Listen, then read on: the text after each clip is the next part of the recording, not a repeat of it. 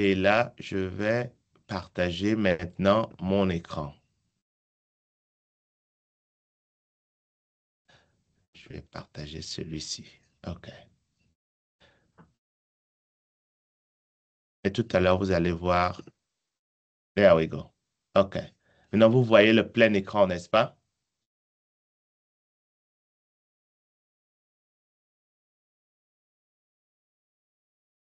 Oui, monsieur.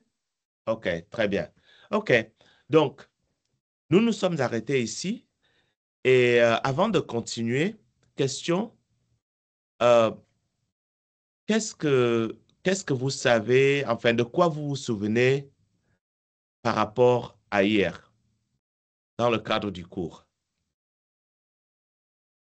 Je vais vous laisser 2 minutes, le temps de rassembler vos idées.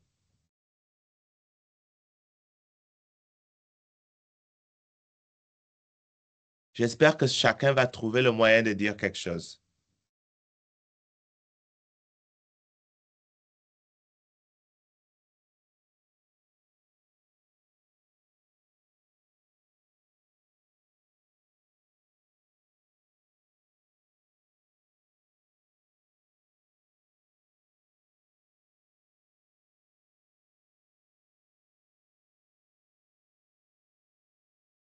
Eighteen, 20. All right.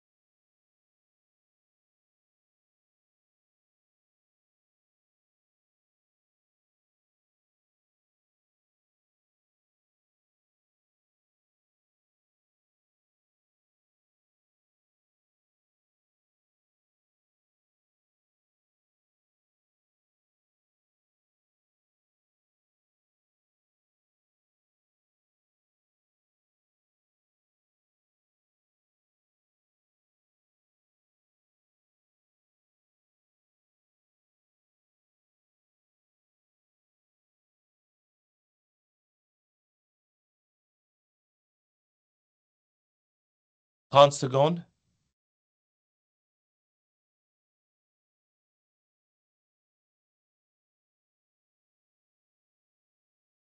Monsieur, chez moi, je ne vous entends pas vraiment. Il y a un problème de réseau. Vous ne m'entendez pas? Vraiment, monsieur, il y a un problème de réseau. Ça coupe. Après ça revient après au moins plusieurs minutes. Oh. Mais là où je suis en train de parler, là, vous m'entendez pour l'instant? Oui, là, je vous entends. OK. Donc, je disais tout à l'heure qu'il restait 30 secondes, mais bon, les 30 secondes sont déjà passées. Donc, la parole est à vous. Euh, quelles sont les choses dont vous vous souvenez par rapport à la dernière session?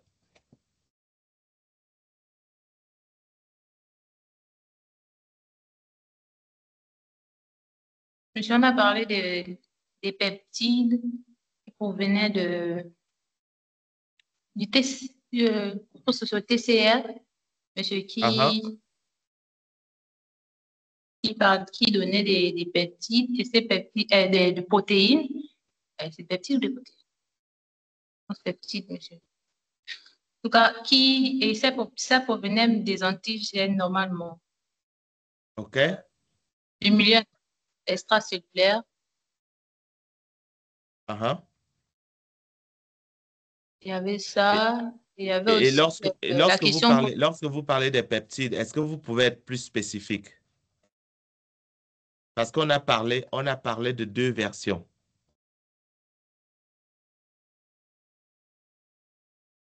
De peptides reconnus.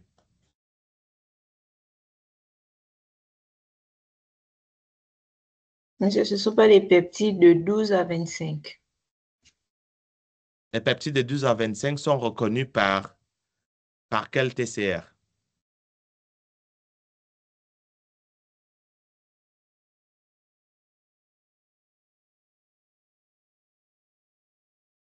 Quels sont les TCR qui reconnaissent les peptides de 12 à 25? 12 à 25 aminoacides. Il faut bien être spécifique.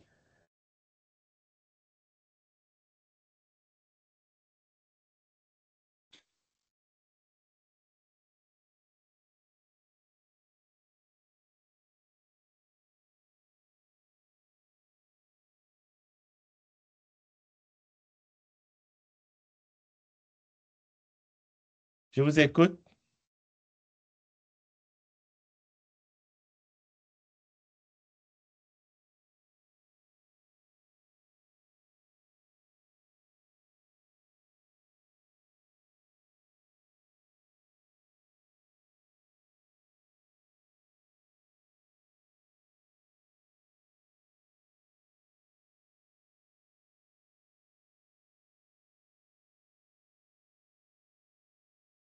Andrea, qu'est-ce que vous pensez?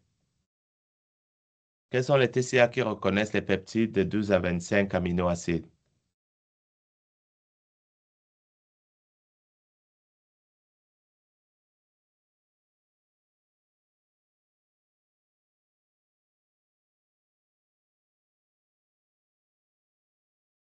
Vous m'entendez?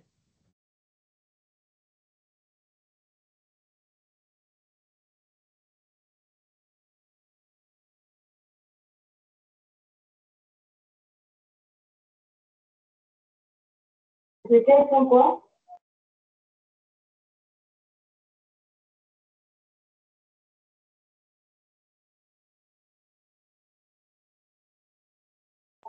La question, c'était quoi? Quels sont les peptides, quels sont les TCA qui reconnaissent les peptides de 12 à 25 aminoacides?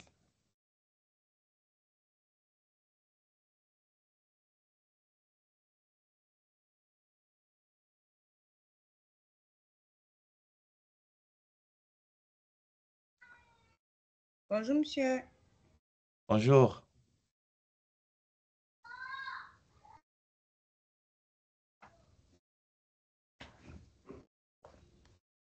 Cyrielle, est-ce que vous avez la réponse? Monsieur, désolé, je viens à peine de me connecter. J'étais d'abord connectée, j'avais un problème avec l'ordinateur. Maintenant, OK. j'ai arrangé. Donc, je ne sais pas laquelle des questions. OK, Julia. Monsieur, c'était quoi la question? Alors, il y a quelqu'un qui a mentionné qu'il y avait, par rapport à ce dont vous vous souvenez par rapport à hier, elle a mentionné des peptides de 12 à 25 aminoacides qui étaient reconnus. Et donc, j'ai posé la question, quels sont les TCA qui reconnaissent ces peptides-là? Les TCA qui... D'accord, d'accord. Mais ce n'est pas les TCA, CD4. Oui, les CD. Qu'est-ce que le reste de la classe pense? Oui, moi, je Monsieur, dirais que c'est CD4. Oui, monsieur, ce sont les CD4. ce sont les CD4. OK? Oui, monsieur. Et les CD8 alors? Monsieur, Qu'est-ce qu'il en est des CD8? elles sont là pour Monsieur stabiliser la CD8. relation entre les TCA et le Non, CNS. au niveau de la reconnaissance. Mhm. Je connais de 8 à 11, je suis acide aminé. De combien? 8 à 11. Ah, d'accord. 8 à 11. Et on a parlé de 9 hier. Vous vous souvenez? Monsieur. Oui, monsieur. Ouais, on a parlé de 9 hier. Je vais vous ramener ici. OK? C'est effectivement de 8 à 11. OK? Qu'est-ce qu'on a dit sur la structure des TCR?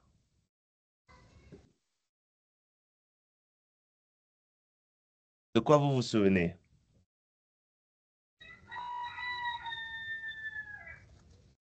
Sur la structure des TCE, on a dit, on avait une partie variable qui permettait de reconnaître l'antigène dans le module de reconnaissance. Et une partie, si je peux dire, hein, effectrice. Oui. Qui permet, on appelle ça comment? Si quelqu'un peut m'aider, là, je ne sais plus. Très bon réflexe. Si quelqu'un peut aider.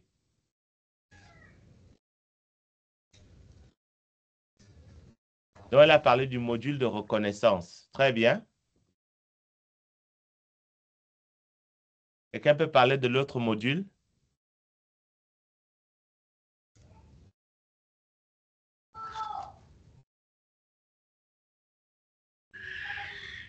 Oui, monsieur, la module de transduction, c'est bon, je me suis retrouvée. OK, module de transduction, très bien. Par contre, le module de transduction peut se diviser en 2 segments. Oui, on a parlé de ça. OK, est-ce que quelqu'un peut parler des 2 segments?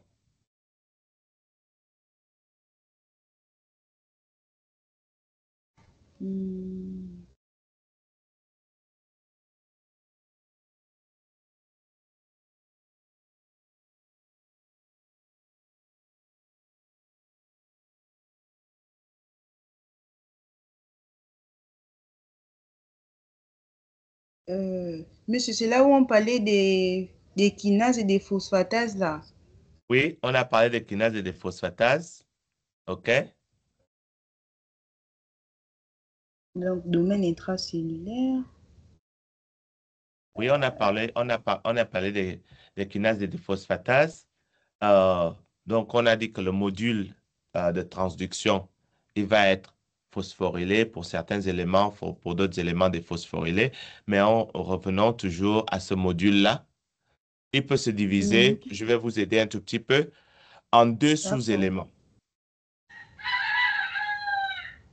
Il peut se diviser en 2 sous-éléments. Quels sont ces éléments?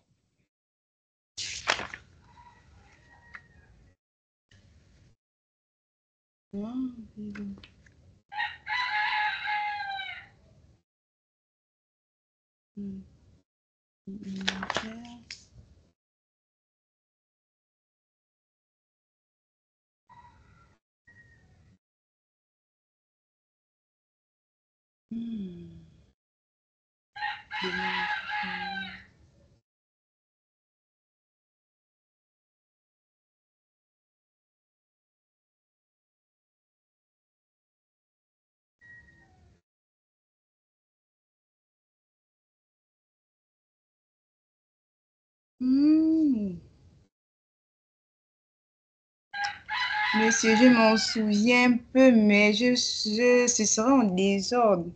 C'est pas grave, c'est pas grave. Dites ce dont vous vous souvenez. Je sais qu'on a parlé des gamma, des epsilon. Non, je ne sais pas comment les différencier. Des θ. Dans quelle unité ils étaient? OK? Est-ce que quelqu'un peut aider? On est toute une classe, hein? On est, je pense, à plus de 8 personnes, même si, enfin, je pense qu'il y a certains qui sont ensemble.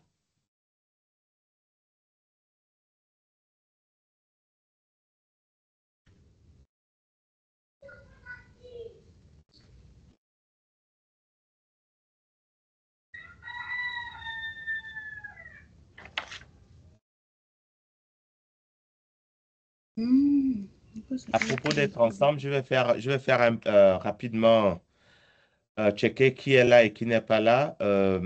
Est-ce que Orphée est là? D'accord, T, alpha, bêta.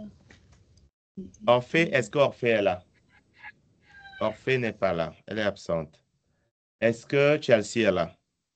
Mais elle est connectée, Orphée. Mais elle n'est pas en train de répondre. Elle peut être connectée sans être présente.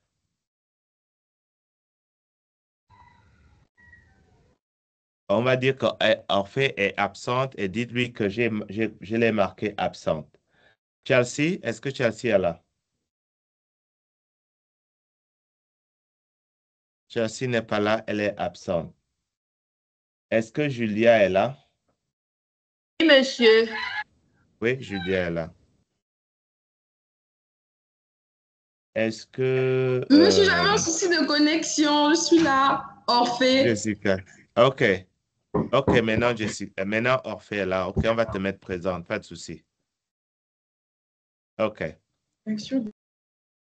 Jessica?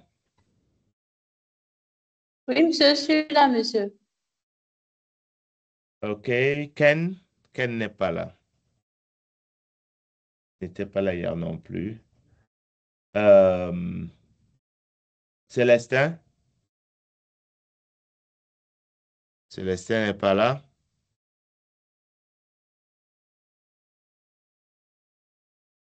Cyrielle est là. Cyrielle? Oui, monsieur. Oui, monsieur. OK. Andrea? Bon. Andrea, vous êtes là? Oui, c'est présent. OK. Sephora?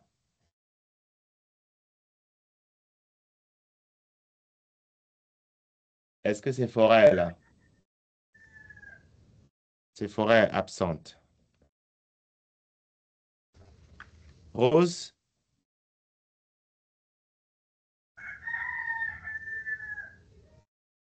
Rose est absente? OK, Rose est absente. Joie est absente.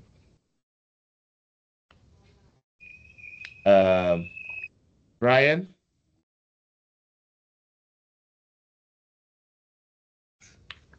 Il est absent. Ange? Présente, monsieur. OK. Adina?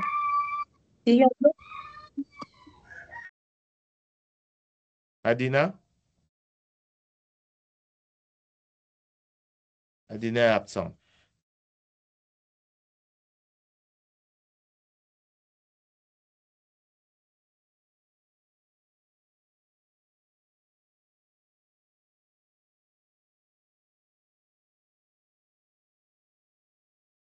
OK.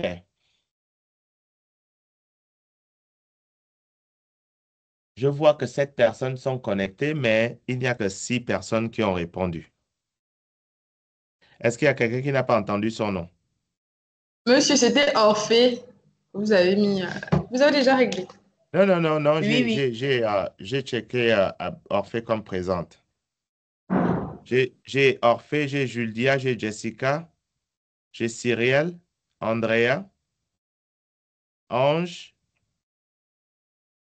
C'est tout ce que j'ai comme personnes qui ont répondu. Est-ce qu'il y a quelqu'un qui n'a pas entendu son nom?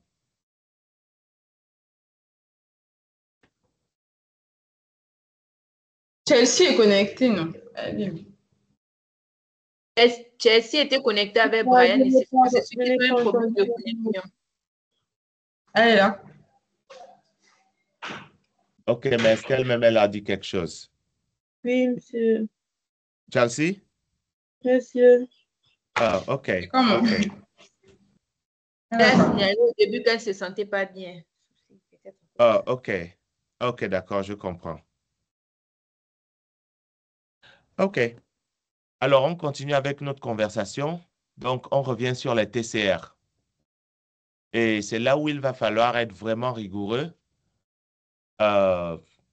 connaître les différents modules et les sous-unités qui constituent les différents modules. OK, on revient en arrière. Donc, on parle du module de transduction. On disait que ça pouvait se diviser en tous sous-modules. Est-ce que vous pouvez parler des deux? J'ai dit des deux sous-modules? Des deux sous-modules, désolé. Je mélange le français et l'anglais. English.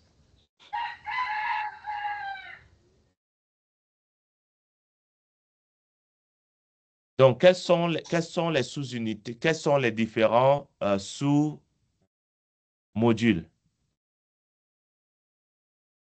au niveau du module de transduction pour vous guider?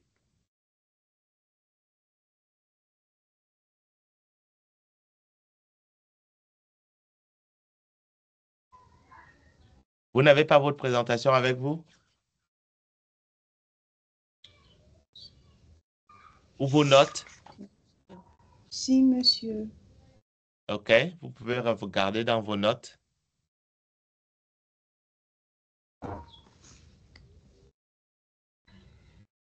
J'ai pas noté ça.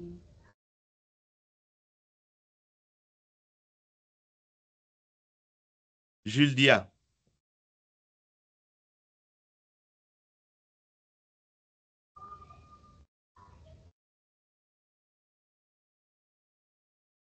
Monsieur, bon, c'est vrai que j'ai seulement mis 2 domaines, mais je n'ai pas, je ne les ai pas détaillés. OK.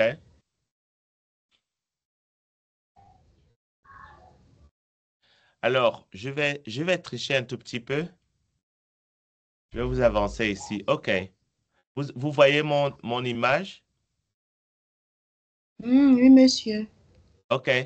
Alors, parlez-moi des récepteurs TCR à partir de cette image. Une personne à la fois. Et ce n'est pas la même personne qui va tout dire. Je veux que chacun participe. Vous êtes à 7? Bon, à part Chelsea qui ne se sent pas bien. Si elle peut dire quelque chose, elle dit, mais si elle ne se sent pas bien au point qu'elle ne puisse pas dire quelque chose, ça va, on comprend. Donc, il y a Orphée, il y a Julia, il y a Jessica, il y a Andrea, il y a Ange, il y a Cyrielle. Vous pouvez décrire les récepteurs TCR avec autant de détails que vous pouvez. Allez-y, le temps est le vôtre.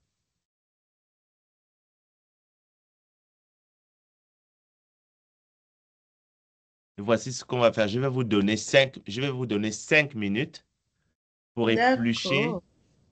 éplucher cette diapositive et vous allez me parler de cette diapositive. Donc, je vous donne 5 minutes. Parlez entre vous. Et puis, ensuite, vous allez peut-être désigner une ou deux personnes qui vont parler après que vous ayez fait une conversation et défini ce que vous voulez dire. OK? Le temps est le vôtre. Je vous donne 5 minutes, d'accord? Oui, monsieur. OK.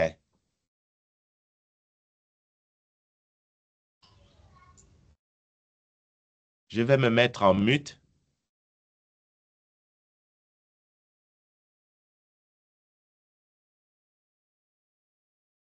Hello, les filles.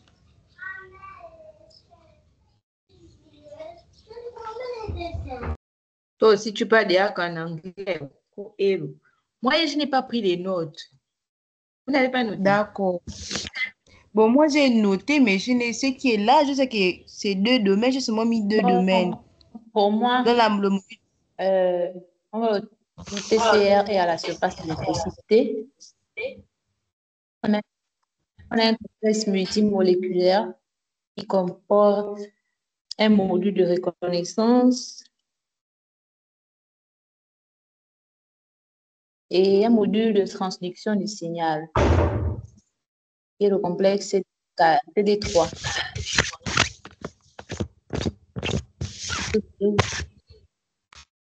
Monsieur a demandé de décrire les récepteurs TCR, non?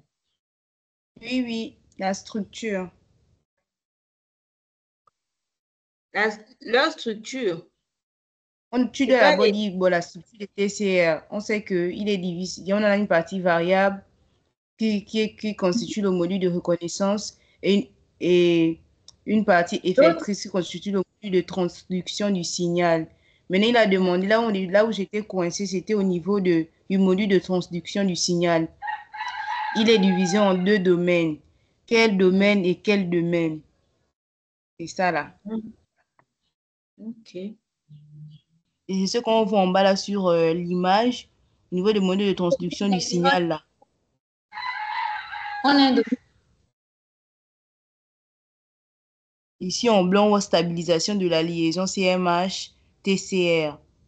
On appelle le domaine là comment? Mais il n'y a que deux domaines, maman. Les deux domaines intra et extra. L'image montre ça. D'accord. D'accord. Oh. Ah oui, intracellulaire est ici. Dans le milieu intracellulaire, on retrouve quel type de, si je ne sais pas, des protéines, elles ne sont pas des gamma, epsilon, tout ça là. On a gamma, le truc qui est comme On si a c'était gamma, 3 là, c'est quoi? epsilon,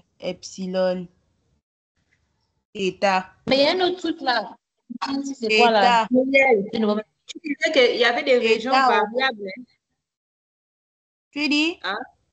Tu parlais des Tu dis? régions variables. Oui, c'est module de reconnaissance. Bon, Régions c'est une autre variables. manière de prononciation, c'est une autre manière. Module de reconnaissance tout court. Module de reconnaissance. Elle est Oui. responsable de la spécificité des antigènes, non? Oui, c'est elle qui reconnaît, qui doit capter, je dis marquer les antigènes. Maintenant, l'autre région, c'est quoi? Région? Module de la transduction du signal. Genre celui qui doit transmettre le signal à l'intérieur, quoi. On demandait à combien, il est divisé en combien de sous de domaines. On sait que c'est 2 domaines. Maintenant, Jessica a parlé du domaine extracellulaire et du domaine intracellulaire. Dans le domaine extracellulaire, nous avons quoi et quoi. Et dans le domaine intracellulaire, nous avons quoi? Bon, je sais que dans le domaine intracellulaire, le N là, c'était nu, non? Si je ne me trompe pas. Nu et θ. Maintenant, dans le milieu extracellulaire, nous avons gamma, epsilon. Maintenant, comme dit l'autre, ceux qui ressemblent aux 3 là, moi, je ne sais plus ce que c'est. Le 3 là, le 3 là, c'est quoi? Je sais plus, je Du connais genre, il y a seulement gamma, gamma. il y a epsilon, mais du genre, CD3, machin, ce qui est 3 renversé là, c'est quoi? Oui, c'est ça là que je ne maîtrise pas.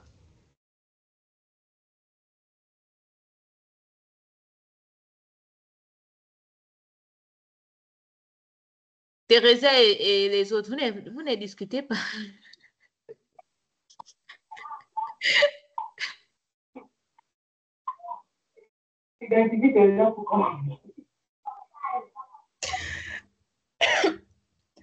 Et Parce toi? que depuis le matin, elle n'a pas parlé. Elle a parlé juste pour dire à monsieur que j'avais un problème de connexion. Parle un peu. Tu m'énerves. Maman, parlons, on a discuté. Tu n'as pas pris les notes. Je n'ai pas de notes. Quand on désigne, monsieur a dit on désigne 2 personnes pour parler. Cyrielle et Jessica. C'est vous qui avez pris les notes. Pardon. C'est toi qui es en train de parler. Moi, je suis en train d'essayer de comprendre. Mais moi aussi, je sais Je n'ai pas pris les notes. Ah, c'est ça. Regarde quoi c'est? Regardez l'image. Tu regardes l'image, tu pourras directement déterminer. Déterminer quoi? Il a dit qu'on cherche 2 personnes pour parler.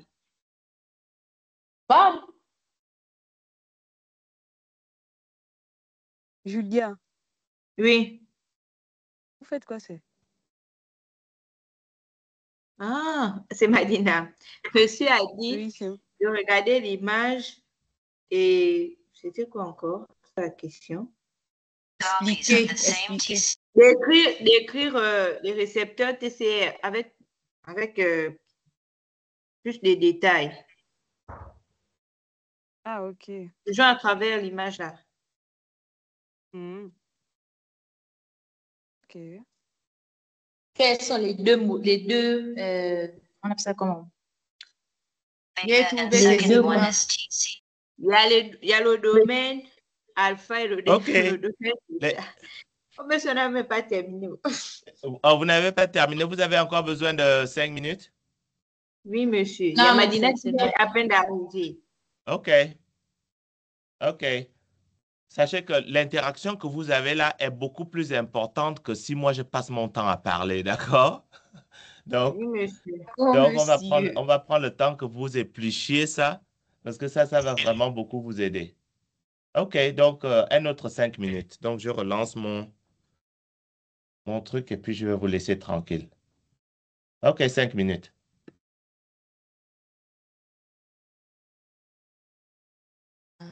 Parlez, non? Ah, bon, on demande. On a dit, il y a différents modules. Il y a 2 modules. Le module de transcription et le module de reconnaissance. Dans le module de transcription, il a dit qu'à l'intérieur, on doit chercher différents complexes. Quels sont les complexes qu'on voit? C'est là.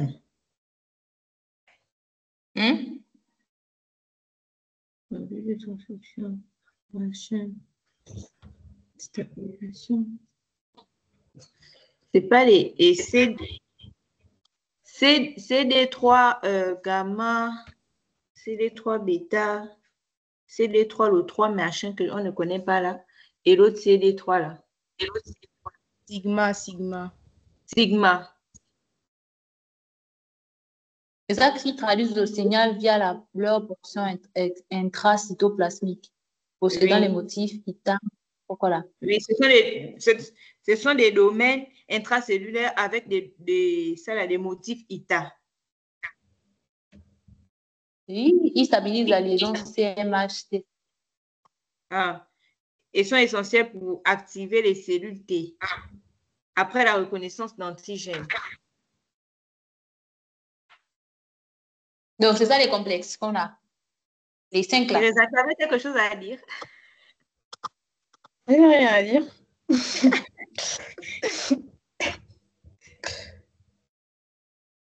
Bon, moi, c'est ce que j'ai vu. Dans le milieu intracellulaire. André, Dans le milieu intracellulaire, on a les chaînes CD3, gamma, epsilon, machin, qui sont des domaines, voilà, intracellulaires avec des motifs ITA, essentiels pour activer les cellules T après reconnaissance de l'antigène. Leur caractéristique, c'est qu'elles sont un peu plus longues. Oui, elles sont un peu plus longues.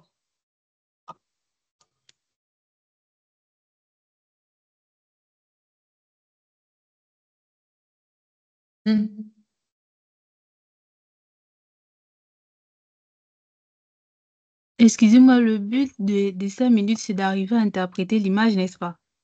Oui, on est en train de discuter pour comprendre. Complexe.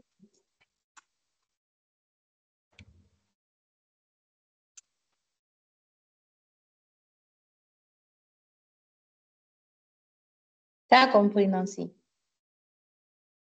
Toi, ta connexion se coupe, donc on ne Pas comprend pas. sauter quand tu as parlé. Vous avez dit que le but de 5 minutes, c'est de trouver les complexes qu'on trouve au niveau du module de transcription du signal. On a le complexe CD3. Maintenant, je pense qu'on doit maintenant chercher ce qui agit au niveau du CD3 là. Et selon ce que Julie a dit, on a les 4 là, gamma, epsilon et tout ce qu'il y a là.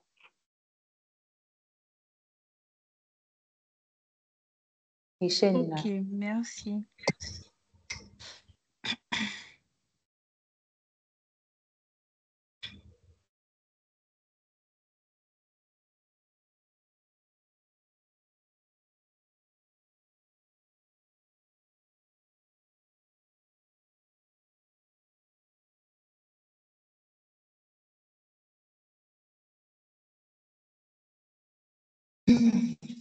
Quelqu'un veut ajouter quelque chose? Allô, c'est bon? On peut commencer? Oui, monsieur. All right, très bien.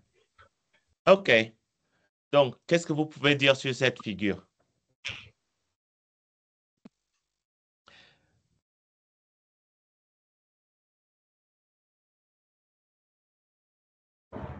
C'est qui le porte-parole? Et juste pour, je vais peut-être avant de vous donner la parole, hein, je vais peut-être clarifier quelque chose. Il y a quelque chose que je n'ai pas bien dit ici. Euh, ce signe, ce signe-là s'appelle zeta. Zeta, S-Z-E-T-A, zeta. Et ce signe ici, ça s'appelle eta. Donc, je vous ai dit nu, c'est pas correct, c'est eta, E-T-A, eta pour ce signe, et zeta pour ce signe. Tout le reste est correct. Hein? Mais c'est maintenant le signe qui est 3 renversé là. C'est des Celui-là. 3. Oui, monsieur. Ça, c'est epsilon. Epsilon. Oh, attendez. Alpha, bêta, gamma, delta, epsilon, oui, epsilon. Donc, alpha, bêta, gamma, delta, epsilon, zeta, eta. OK? D'accord, monsieur. OK, très bien. Donc, le temps est le vôtre.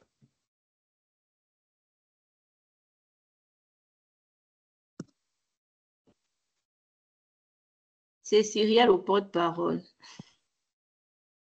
OK? Et puis, vous êtes forte. Je vais vous faire une suggestion. Je vais vous faire une suggestion. Un porte-parole va parler du module de reconnaissance, un autre porte-parole va parler du module de transduction. Qu'est-ce que vous en pensez? Oui, monsieur. Oh, monsieur. Bon, c'est comme vous voulez. Allez-y. Et il faut qu'on avance. Et l'autre, c'est Jessica qui doit parler. Moi, je vais juste appuyer s'il y a des choses qui manquent. C'est à vous de voir. Jessica, Allez-y, on a besoin d'avancer, s'il vous plaît. Je peux commencer, monsieur. Oui, allez-y. Monsieur, dans le module de reconnaissance, on a, je vois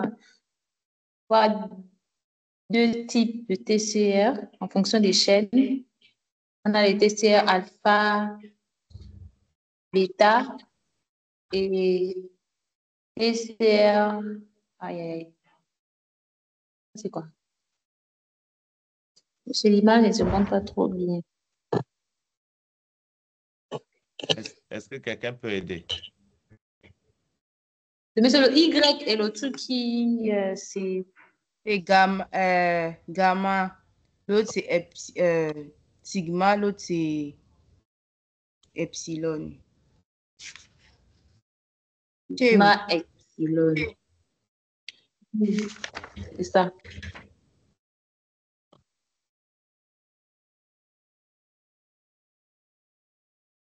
Donc,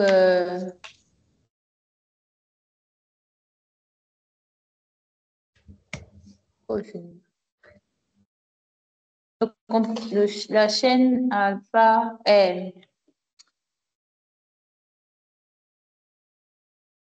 Je ne sais plus quoi dire.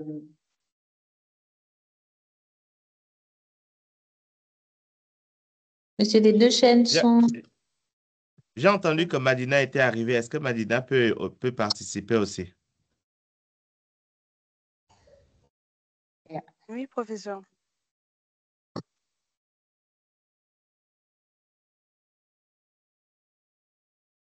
Ici, on voit que la partie intracytoplasmique du TCR est courte.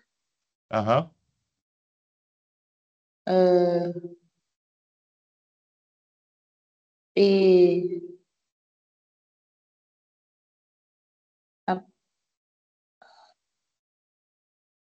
on a 3 domaines. Le CDR1, CDR2, CDR3. Je ne me trompe pas. Ou c'est CDC. Mais c'est même. Monsieur, allô? Oui, allô, je vous écoute. Je sais comment je peux dire? OK. Qu'est-ce que le reste de la classe pense? Donc, c'est là où vous vous êtes accordé, c'est ça? Non, monsieur, on a plus parlé du module de transcription. Oh, vous avez juste parlé du module de transduction? Oui, monsieur. Et comment ça, vous n'avez pas parlé du module de reconnaissance? Ah, Parce monsieur, que selon ce que la, Cyril nous a dit. la diapo, elle a deux modules. Le module de reconnaissance et le module de transduction. Donc, Oui, si je monsieur. devais donner une note, à la présentation, vous n'allez pas arriver à la moyenne. Oui, OK? qui est? Oui, je dois juste vous dire ça. OK? Donc, Quelqu'un d'autre peut oui, allez-y. Aidez-moi, les filles.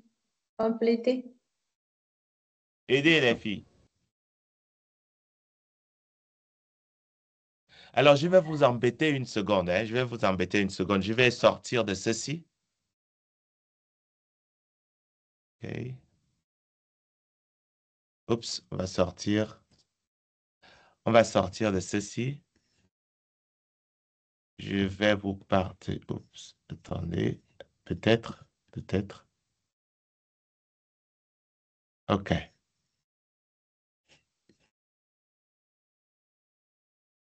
Vous voyez ceci? Je peux essayer, c'est pas dur. Oui, monsieur, mais c'est un petit format. OK, on va agrandir. OK, vous voyez? Vous voyez mieux? Non, les écritures sont petites. OK, on va peut-être... attendez, on va... No worries. On va agrandir. Est-ce que ça va mieux comme ça? Oui, monsieur, c'est mieux. OK. Vous voyez cette figure, n'est-ce pas? Oui, monsieur. Vous voyez également cette figure. Oui, monsieur. OK. Ça, ce sont deux figures qui sont dans l'interrogation. Et où je vous demande, voici D'accord. ce que l'interrogation demande. Voici l'interrogation. Je vous partage tout de suite l'interrogation. Okaba est un jeune homme très sérieux, motivé et déterminé à réussir son deuxième semestre à IRBK.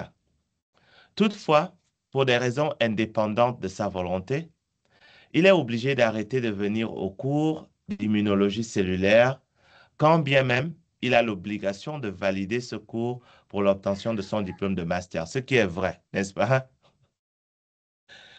Il vous approche parce que vous avez pu suivre tout le cours et voudrait que vous l'aidiez avec certains concepts. Premier concept.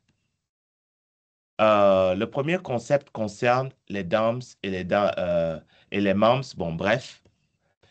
Et puis le deuxième, en vous appuyant sur les figures A et B, décrivez avec autant de détails que possible la fonction des cellules tueuses NK.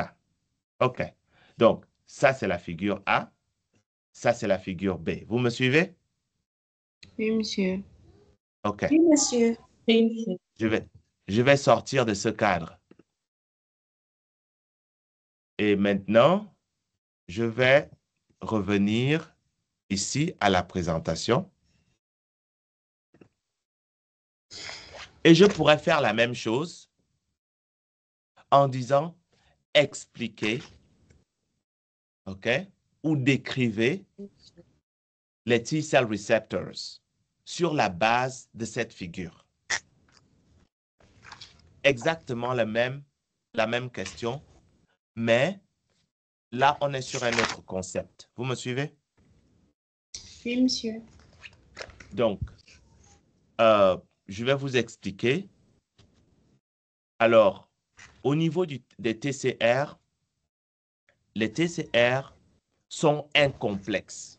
Vous voyez que c'est incomplexe. Ce n'est pas une molécule, ce n'est pas deux, c'est plusieurs. Donc, le fait que ce soit plusieurs molécules qui interagissent ensemble, ça fait de ce système un complexe. Donc, ce n'est pas incorrect de parler du TCR comme étant un complexe. Ça, c'est déjà une. De ce complexe, comment est-il organisé? Il est organisé en deux grands éléments. Le premier élément, c'est le module de reconnaissance. Le deuxième élément, c'est le module de transduction du signal. Alors, puisque vous avez le temps d'organiser vos pensées, vous devez être méthodique. D'accord? C'est pour ça que j'essaie de casser un peu la présentation de cette manière. Donc, module de reconnaissance, module de transduction du signal. Alors, passons un peu du temps sur le module de reconnaissance. Le module de reconnaissance, il est constitué de deux protéines. D'accord? Ces deux protéines sont différentes. Nous avons une protéine alpha et une protéine bêta. Donc, on peut parler d'hétérodimère. Et là, en utilisant le mot hétérodimère, on montre que on sait de quoi on parle. D'accord? Donc, nous avons un hétérodimère. OK?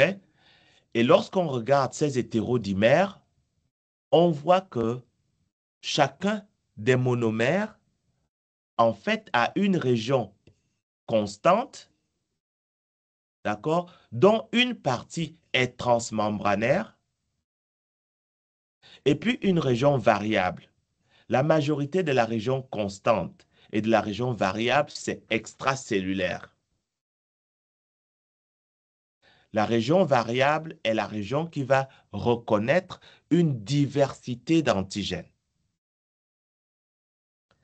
Alors, en décrivant cet hétérodimère, on peut également souligner le fait qu'il y a la présence de ponts disulfure, mais si on ne parle pas des ponts disulfure, il y a tellement de choses à dire. OK? Souvenez-vous, vous devez être méthodique. OK? Donc, le modèle de reconnaissance va savoir reconnaître les antigènes grâce à la région variable, OK? Alors que la région constante, elle définit la classe des récepteurs. Alors, je n'ai pas parlé de ça hier, mais cette région constante définit la classe des récepteurs. OK? Bref, on va fermer cette parenthèse. Donc, ça, c'est le module de reconnaissance et ça, c'est ce qu'on appelle le TCR, T-cell receptor. Le T-cell receptors, il est composé de deux protéines, des hétérodimères. Vous avez la sous-unité alpha et la sous-unité bêta. Et c'est ce qu'on voit ici. Donc, nous avons alpha et nous avons bêta. Et puis, on va maintenant regarder le module de transduction. Le module de transduction, il est composé de deux sous-éléments. L'élément de stabilisation de la liaison entre le CMH et le TCR. Cet élément de stabilisation de la liaison, il est composé de trois types de protéines qui, ensemble, constituent ce qu'on appelle les CD3, CD3 gamma, CD3 delta et CD3 epsilon.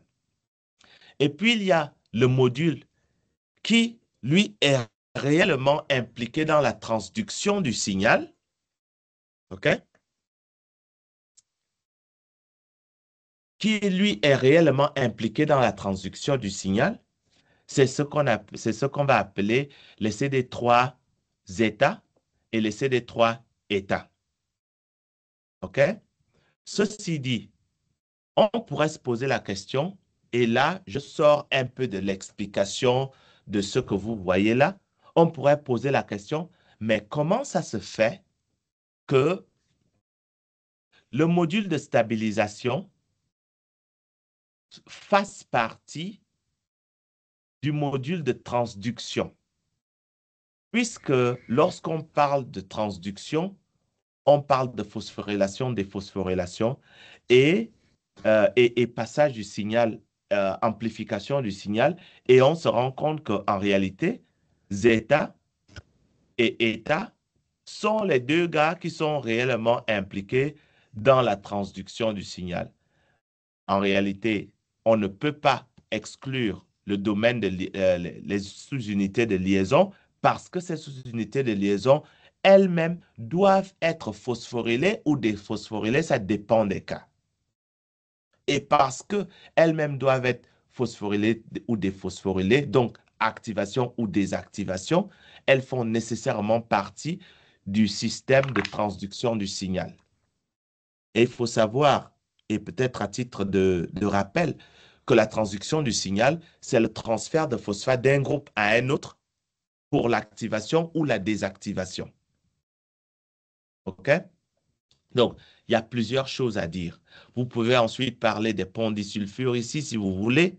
OK? Vous pouvez parler du fait que ce domaine, ce sous-module de transduction du signal a une grande partie qui est intracellulaire, alors que la partie de stabilisation a certes une bonne partie qui est intracellulaire, mais aussi une grande partie, sinon la majorité, qui est extracellulaire. Ce qui a du sens parce qu'ils sont impliqués dans la stabilisation de l'interaction. D'accord? Rien qu'avec cette diapositive, on peut dire énormément de choses. OK? Et là, ici, vous voyez un peu plus de manière claire pourquoi ce module est un module de transduction du signal. On voit des phosphorylations partout ici. D'accord? On a epsilon, on a gamma, on a delta, et puis on a zeta ici. Et on voit des phosphorylations. Donc, ce qui vous permet de dire qu'effectivement, ces gars sont impliqués dans la transduction du signal. Mais vous allez également remarquer que le TCR lui-même n'est pas phosphorylé. D'accord? Donc, il ne fait pas partie de la transduction du signal. J'ai une question. Cette espèce de ressort, quelque chose qui ressemble à un ressort, qu'est-ce que c'est? C'est une protéine Oui, c'est vrai, c'est une transmembranaire. protéine.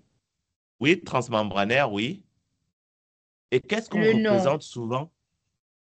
Qu'est-ce qu'on représente souvent en termes de motif? C'est quoi ce motif?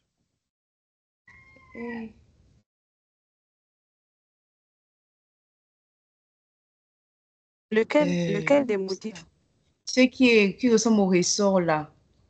Ça. Parce qu'on a une protéine transmembranaire qui ressemble à un ressort. Je vais vous aider et je vais vous ramener en arrière.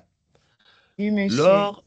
Lors de la traduction, après la traduction complète des protéines, les protéines commencent à se plier grâce aux liaisons hydrogènes et aux interactions sur la base des charges. Donc, ça cause une conformation des protéines et comment on appelle ça?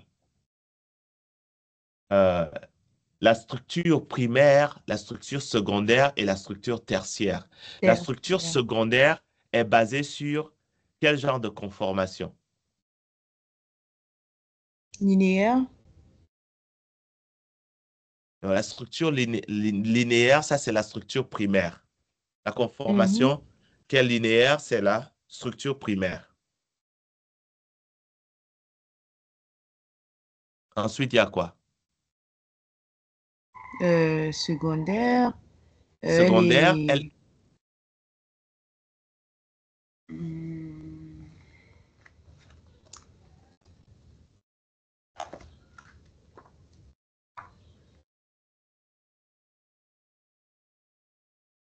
faut reprendre d'abord aussi.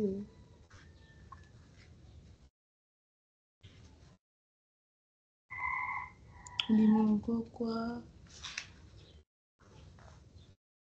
Vous avez entendu des bêta-pleated sheets?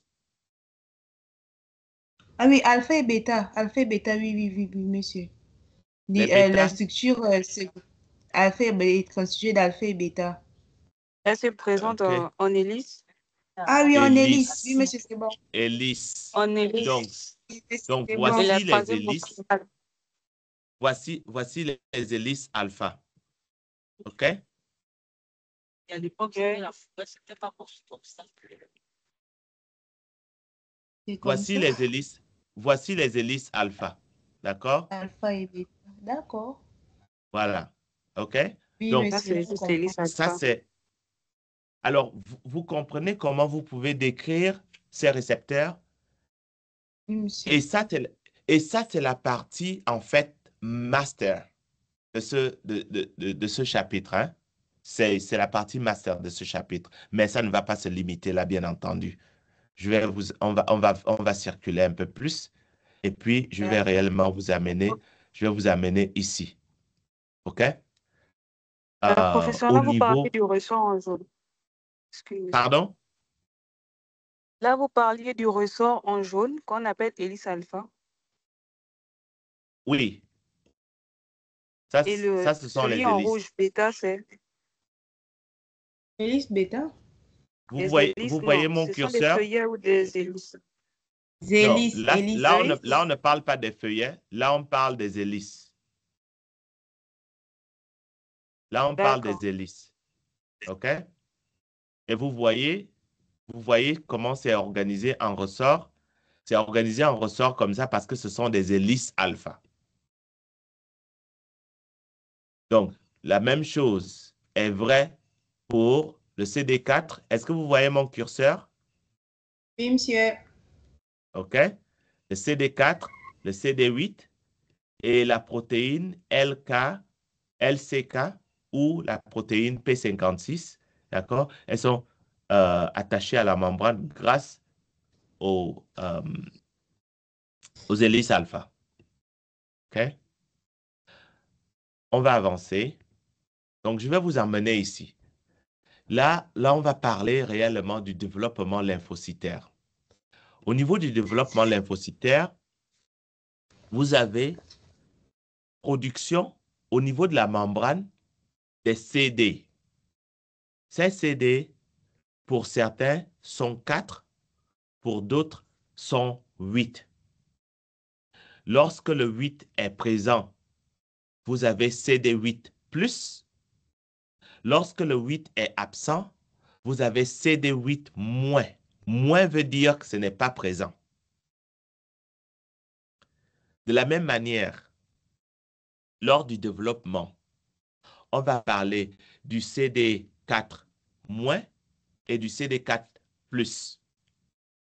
Alors, il faut savoir que lorsque les cellules T, à l'origine, sont produites, il n'y a pas de distinction entre CD8 et CD4. C'est le processus du développement qui va faire en sorte que la cellule devienne CD8 et une autre devienne CD4. Mais à l'origine, c'est exactement la même base. OK? Donc, nous allons voir exactement ce qui se passe. Alors, il faut savoir que les cellules lymphocytaires maturent dans certains organes. Initialement, nous avons le bone marrow, qui est la moelle rouge des os, où les cellules lymphoïdes primaires sont produites. OK? Non, désolé. Les cellules lymphoïdes initiales sont produites. Souvenez-vous que à l'extrémité de longs os, vous avez la moelle rouge des os. Et parce que toutes les cellules viennent de cette moelle rouge des os, la moelle rouge des os est considérée comme organe lymphoïde primaire. OK? Donc, c'est la source de cellules souches. Okay? Ces cellules souches vont en fait voyager et arriver dans le thymus où elles vont subir une série de modifications. Et cette série de modifications va les spécialiser. Donc, on va suivre le parcours de ces cellules. Donc, on commence avec les cellules progénitrices. Ces cellules progénitrices lymphoïdes vont se différencier soit en cellules lymphoïdes P, soit en ILC, soit en cellules tueuses, soit en cellules T. Ça dépend du signal. Pour que les cellules ici se développent en cellules B, il faut qu'il y ait expression de ce complexe E2A, EBF, OK, avec la présence des IL-7. Ça, ce sont des éléments qui font en sorte que la cellule lymphoïde de base puisse se différencier en cellule B. D'autres éléments vont faire en sorte que les ILC, les NK puissent être produites, qu'à cela ne tienne, c'est la communication cellulaire qui va décider du tout. OK? Maintenant, pour les cellules T, nous allons avoir qu'il va y avoir certaines cellules vont suivre le développement thymique et ça, c'est dans le thymus. Tant qu'elles ne sont pas dans le thymus, elles ne vont pas recevoir cette influence-là pour commencer le processus de différenciation en cellules T. Donc, vous avez ce qu'on appelle le notching signal. Le notching signal, c'est le signal qui permet aux cellules lymphoïdes progénitrices de faire le choix de devenir lymphocyte T. Et là, nous allons avoir ce qu'on appelle des thymocytes double negative, DN. Les DN, lorsque vous voyez D, ça veut dire double, ça veut dire double. N, c'est négatif. Donc, ces cellules sont double négatives. Qu'est-ce que ça veut dire? Ça veut dire que ces cellules, à l'heure actuelle, même si ce sont des thymocytes, ces thymocytes ne sont ni CD4+, ni CD8+. Elles sont CD4- et CD8-. En réalité, les gènes de production des CD4 et des CD8 sont bien présents. Cependant, ces gènes ne sont pas exprimés à ce stade du développement de la cellule. OK? Alors, ici, une fois que les cellules sont dans la phase de DN, donc double négative, CD4- et CD4- et CD8-, il y a un checkpoint ici. Ce checkpoint est très important.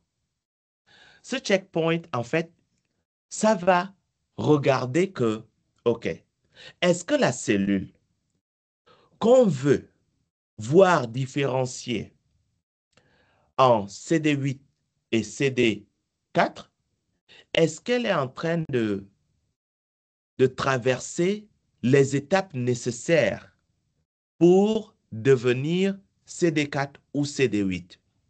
Et quelles sont ces étapes nécessaires? Ce sont les étapes de sélection. Cette étape de sélection implique ce qu'on appelle une recombinaison génique. Alors, je ne sais pas si vous vous souvenez que nous avons parlé au niveau des cellules NK, qu'elles ne recevaient pas de recombinaison génique. Vous vous souvenez de ça? Oui, monsieur. OK? Les cellules T, par contre, reçoivent une recombinaison génique. Dans cette recombinaison génique, il va y avoir une sélection. Alors, vous avez des régions qu'on appelle VDJ, OK? V pour variation. Vous savez que dans les TCR, il y a la région variable et il y a la région Monsieur. constante, n'est-ce pas? Oui, Donc, monsieur. il y a une région de l'ADN qui va être responsable pour la région variable, donc V, et puis D, il y a la région diverse, OK? Variable VD. et diverse. Et puis maintenant, il y a J, il y a la région pour la jonction. Injonction, d'accord. On va parler de ça en détail dans quelques minutes. OK? Donc, V, D, J. V, D, G. DJ. OK? Donc, recombinaison. Monsieur, désolé. Oui. Donc, si je comprends bien, la recombinaison des chaînes lourdes, bon, des chaînes permet la production des VDGC et de VGC. En fait, ça ne permet pas la production, mais ça permet une recombinaison génétique qui fait D'accord. que les régions variables puissent être extrêmement variables. D'accord. OK? Donc, l'ADN Monsieur. ne change pas, mais lors de la maturation, il y a un réarrangement génétique. Et c'est ce réarrangement génétique qui fait en sorte qu'on puisse produire une variété de TCR. Bref, on va parler de ça quand on arrive. OK?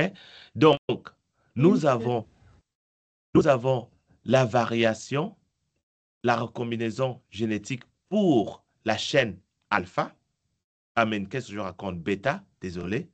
Donc, nous avons le bêta selection. Vous savez que les TCR, c'est alpha et bêta, n'est-ce pas? Donc, nous avons le bêta selection ici. Et puis maintenant, on est toujours dans le thymus, hein? On passe du double négatif au double positif. Et quand on passe au double positif, là, on a l'expression des gènes responsables pour la production des CD4 et CD8. Donc, on a ça. Et puis maintenant, nous allons avoir un autre checkpoint, un point de vérification. OK? Ce point de vérification va regarder que est-ce que la nouvelle cellule qui est CD4+, en fait, peut interagir avec les molécules et faire et s'assurer qu'elles ne reconnaissent pas les molécules du soi.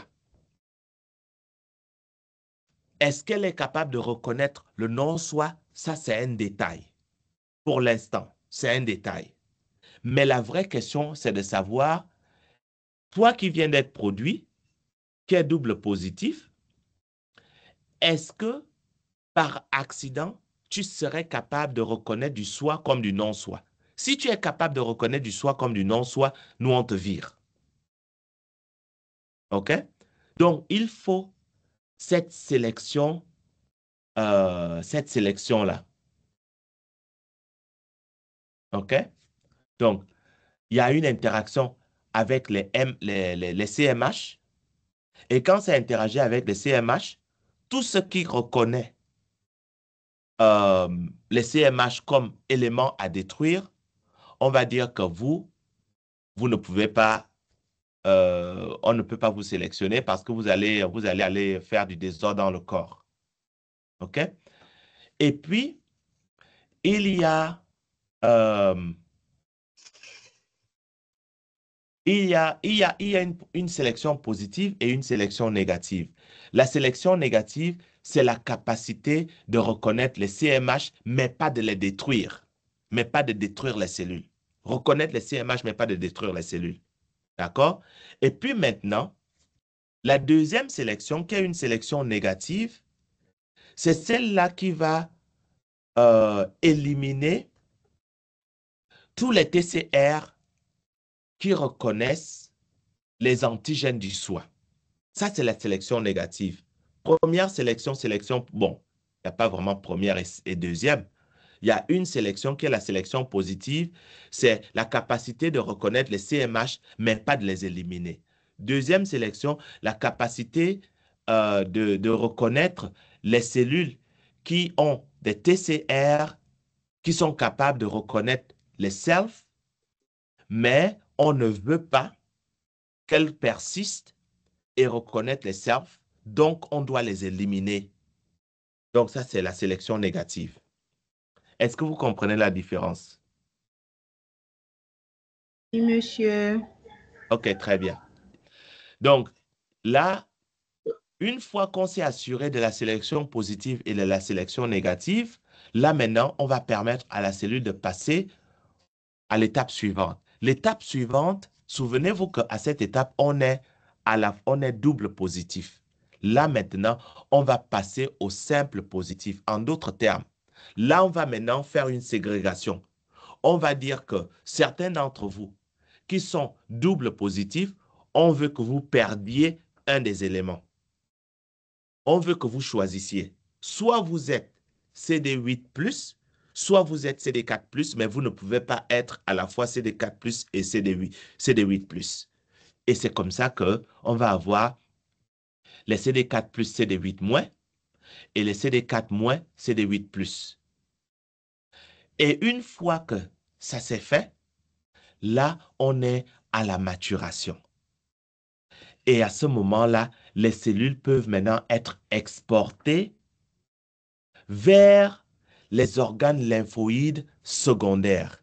Et là, on va avoir maintenant la possibilité de spécialisation, de reconnaissance des antigènes, OK?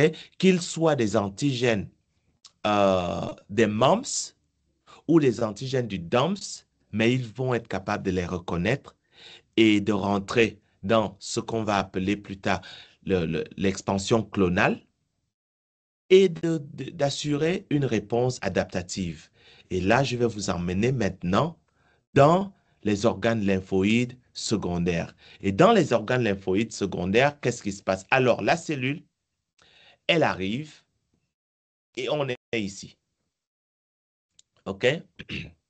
Donc, la cellule entre dans l'organe lymphoïde secondaire. Dans ce cas, le ganglion. Et si on est au niveau du ganglion, attendez. Non, on n'est pas, non, on n'est pas là. On est toujours dans le,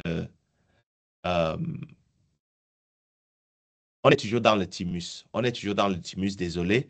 Et dans le thymus, là, on va suivre, en fait, les différentes étapes de maturation de la cellule T. On va suivre les différentes étapes de maturation de la cellule T. Alors, au niveau du thymus, on va avoir la cellule lymphoïde, le thymocyte, qui va être le progéniteur, qui est en fait la cellule vraiment de base, ou la cellule, comment on va dire ça, la cellule souche, OK, de thymocyte, qui va venir de la région médulaire à la région corticale. Et au niveau de la région corticale, vous allez avoir que la cellule va devenir double négatif 1. De double négatif 1, ça va passer à double négatif 2. OK? Et de double négatif 2, ça va passer à double négatif 3. parce qu'on ne passe pas directement de double négatif à simple, on ne passe pas directement de double négatif à double positif à simple positif. Il y a tout un processus. D'accord? Donc, nous sommes à double négatif 3 ici. Et de double négatif, les cellules vont passer à double positif. Et là, on est toujours dans la région du cortex. OK? Et selon les signaux qui sont obtenus, certaines cellules vont prendre la voie pour devenir, pour produire des T alpha delta. Certaines cellules vont devenir des natural killer cells. D'autres vont en fait suivre une autre voie. OK? Alors, passons un peu du temps ici. Nous allons avoir la sélection positive. OK? Dans la sélection positive, nous n'allons sélectionner que certaines cellules qui sont capables de reconnaître le CMH, d'accord? Qui, lui, pourrait porter un antigène. Donc, s'ils sont capables de reconnaître les CMH, ça, c'est très bien. Mais par contre, on doit s'assurer que cette reconnaissance ne va pas systématiquement détruire les cellules qui ne sont pas en train de porter un antigène. OK? Donc, il faut passer à une sélection négative. Donc, on est là, première sélection, sélection positive. Ensuite, on va passer à la zone médulaire. OK? On va passer à la zone médulaire. Et à la zone médulaire, nous allons avoir des simple positives. Ces simple positives vont subir une maturation qui va consister à la sélection négative.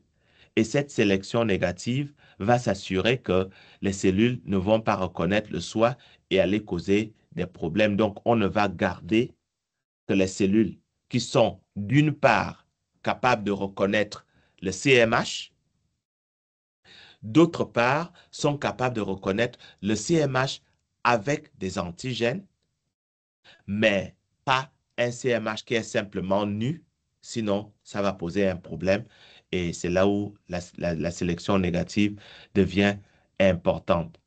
Alors, je reconnais que cette diapositive, elle est assez complexe, mais en master, ça, c'est des choses que vous devez apprendre à expliquer.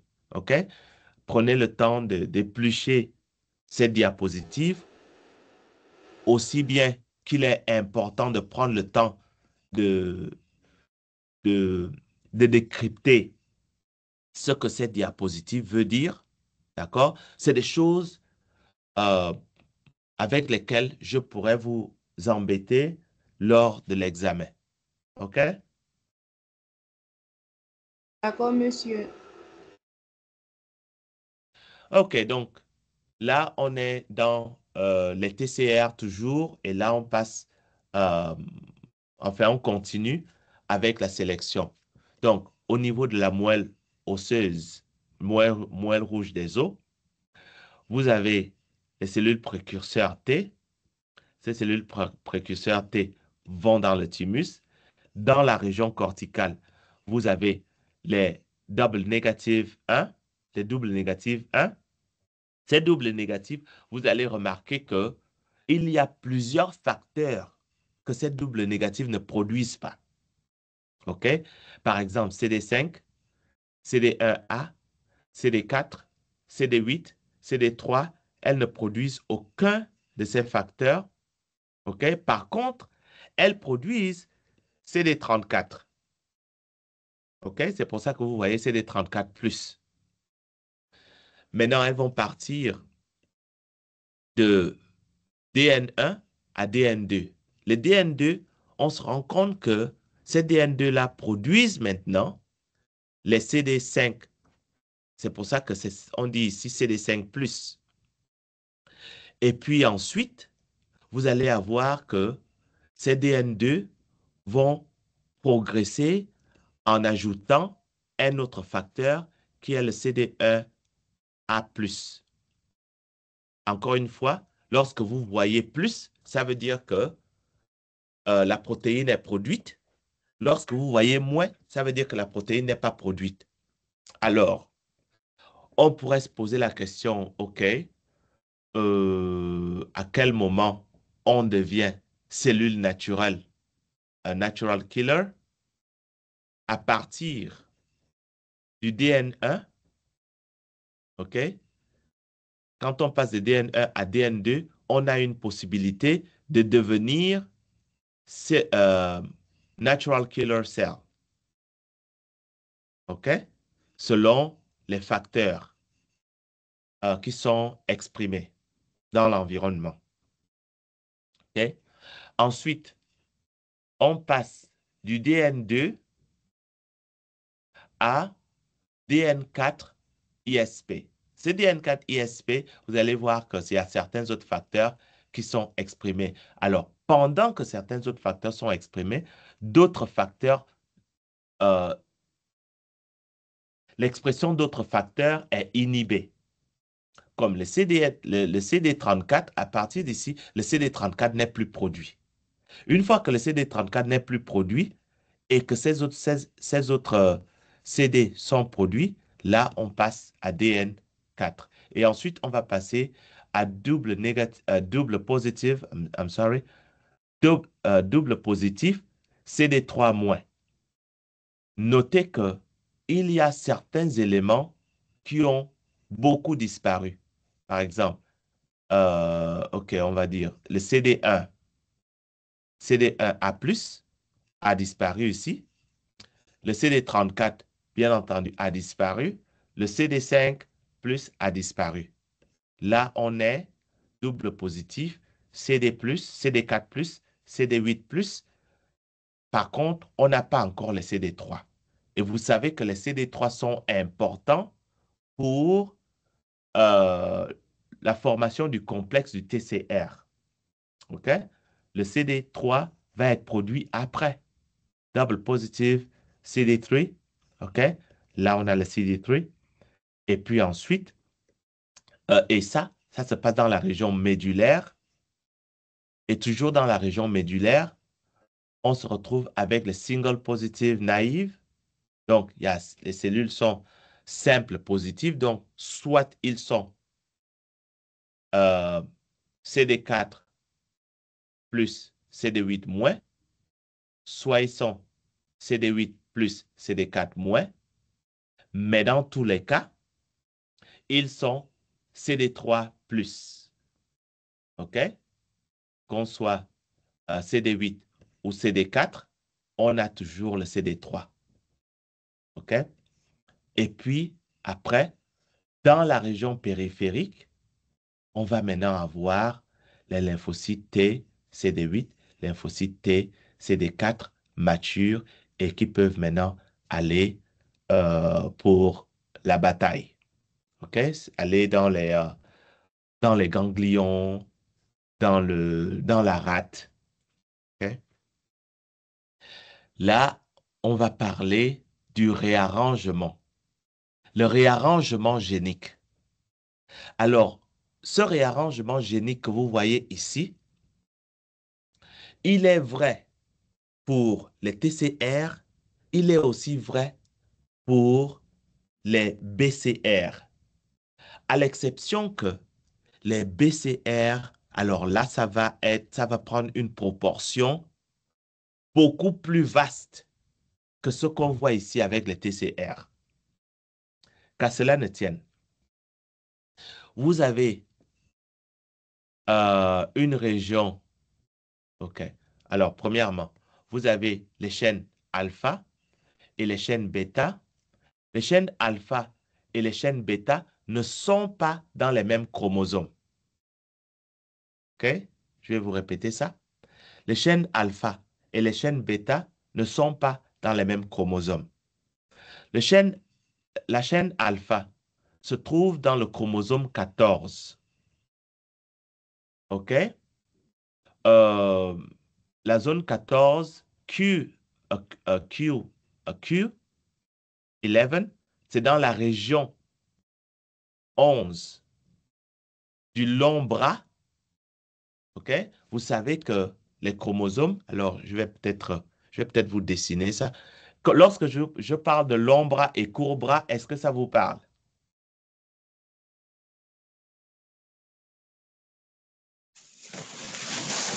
Oui, monsieur, ça parle. Oh, OK, très bien. OK, très bien. Donc les chaînes alpha se retrouvent dans les longs bras dans le bras long, pas les longs bras, dans les bras longs du chromosome 14, alors que la chaîne bêta se trouve dans le chromosome 7, le bras long, OK, région 34. Alors, quand on zoome dans ces régions, on va avoir un certain nombre d'éléments. Vous allez avoir les éléments L et V, V pour variable.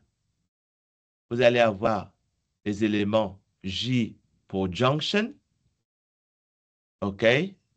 Où sont les éléments D?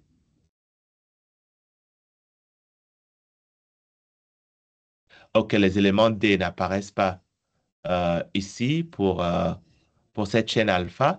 Et puis, ici, vous avez les éléments variables ici.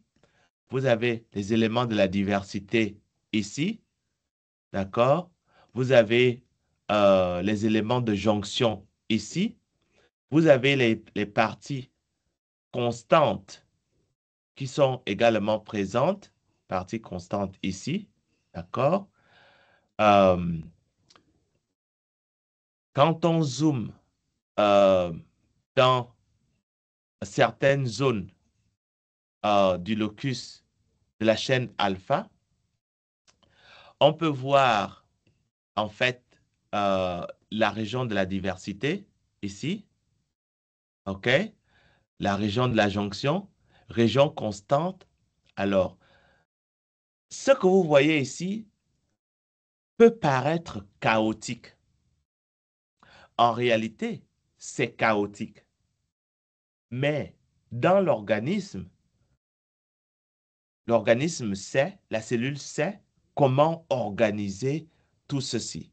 Et tout ceci, la région VJ, DJ et VDJ sont les régions qui sont essentielles pour une production diverse de TCR, ce qui fait que qu'on soit infecté par le Zika, le virus Zika, qu'on soit infecté par Salmonella, qu'on soit infecté par Plasmodium falciparum, on aura toujours des récepteurs TCR qui vont reconnaître les antigènes de ces micro-organismes.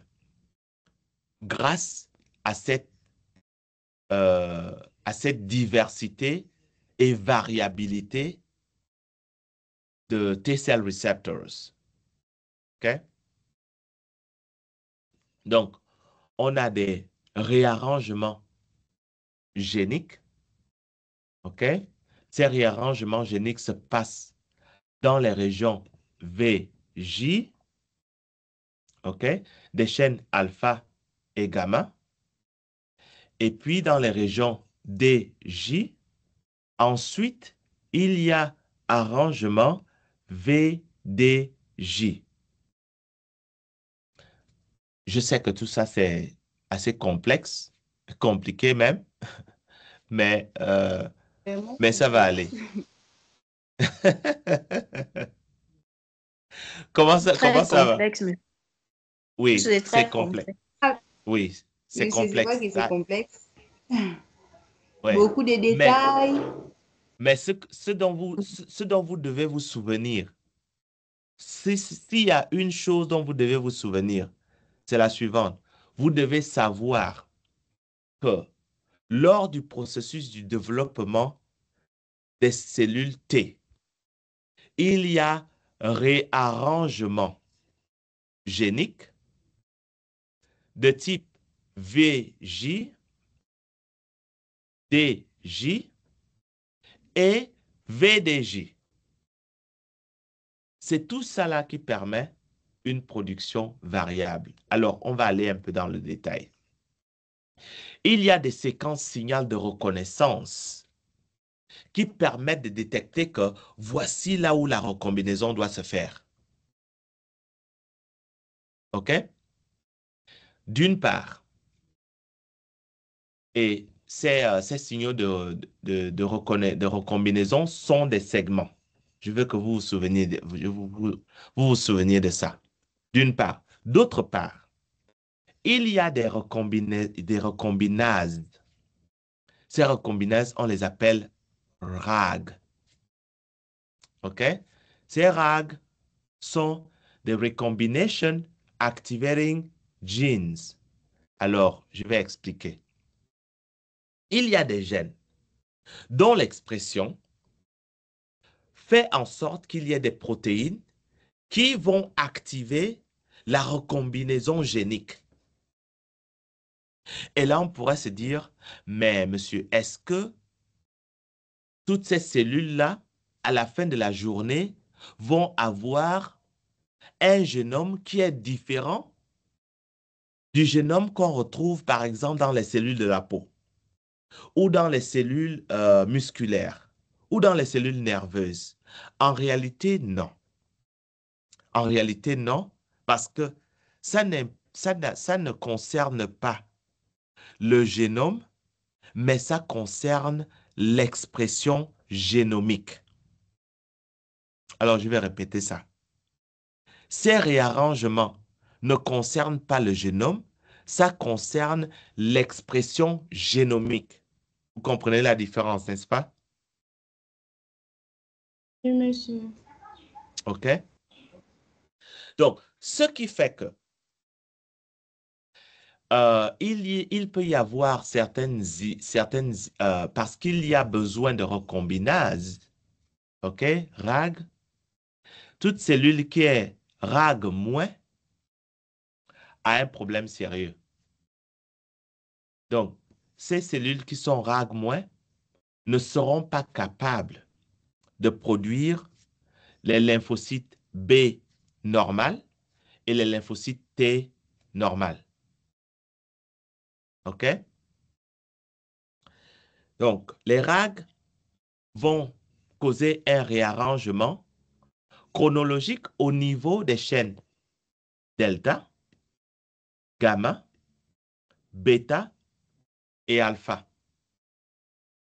Ce réarrangement se passe grâce aux excisions de segments.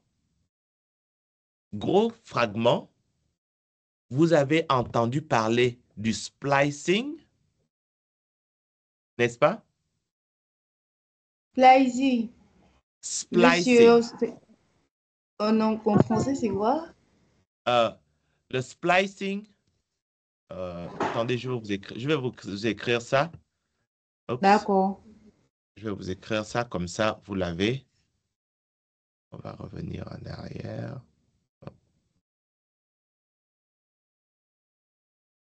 OK.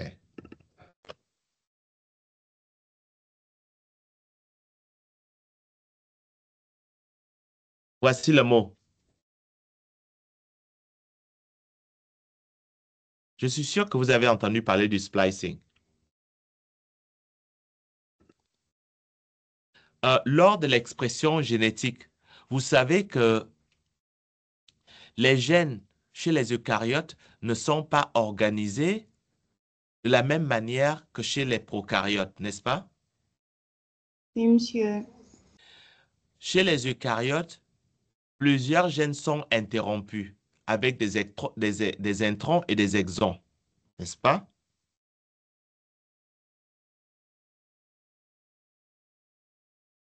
Oui?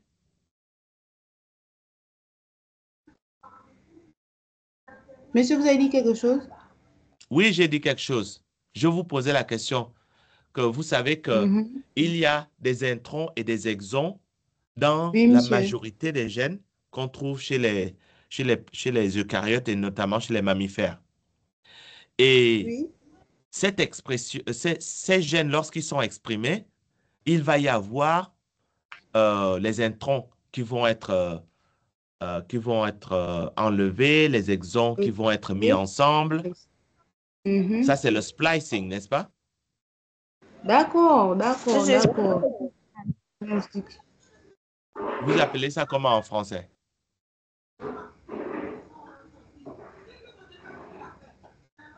Pas la transcription.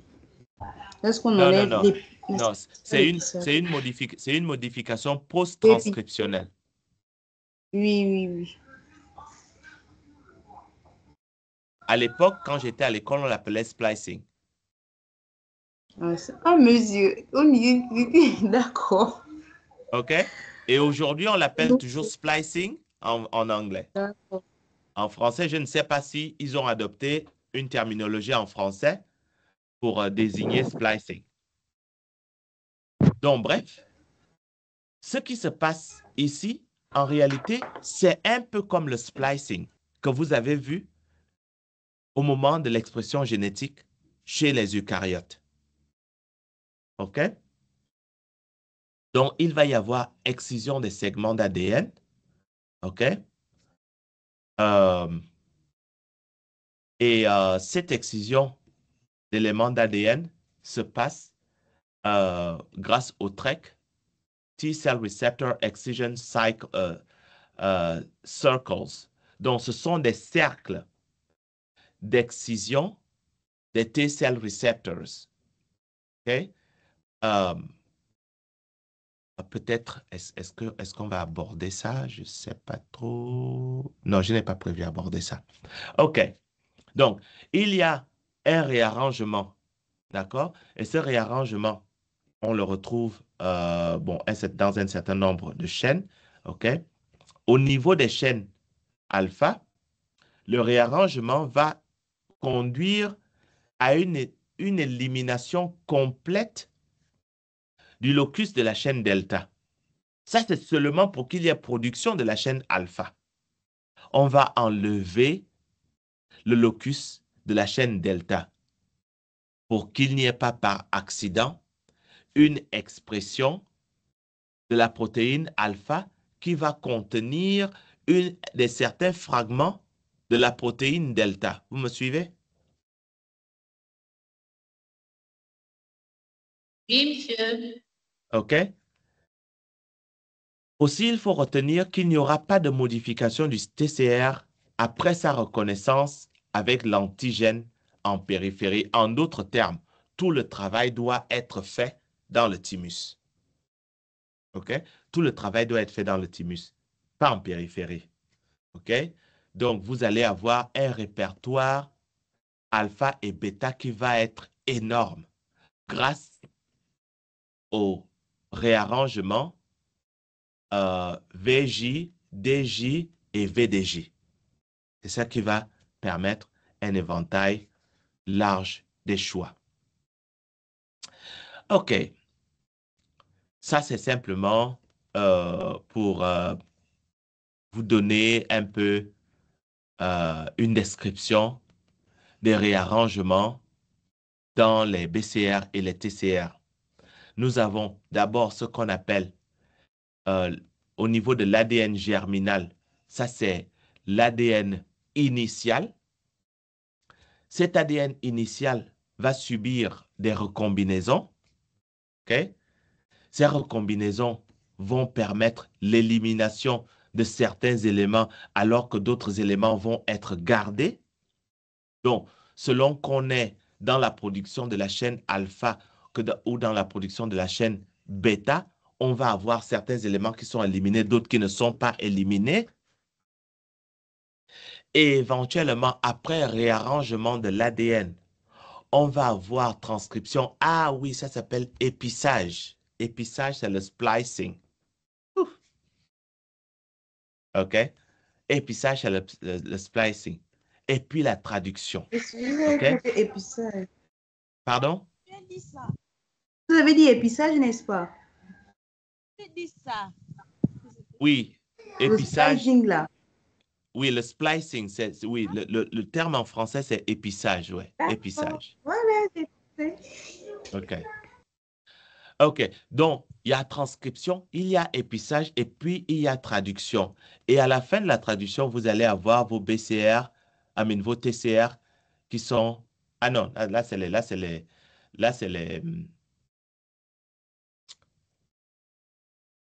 TCR. OK? Vous allez avoir vos TCR ici, OK? Avec la protéine alpha et la protéine bêta ici.